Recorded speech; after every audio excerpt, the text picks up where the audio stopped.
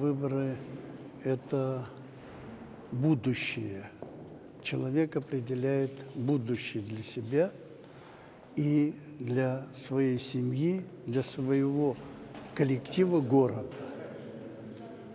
А будущее делает тот, кто возглавляет, независимо, то ли муниципальное образование, то ли город, то ли республику, то ли страну.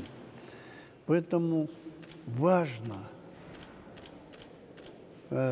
принять участие в выборах и выбрать достойного человека.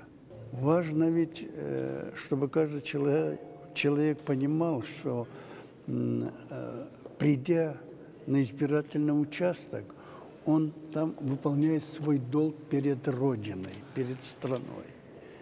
Не перед избираемым кандидатом, а он выполняет свой конституционный долг.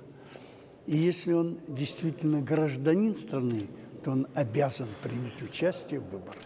Если ты человек, то ты обязан прийти на выборы и проголосовать.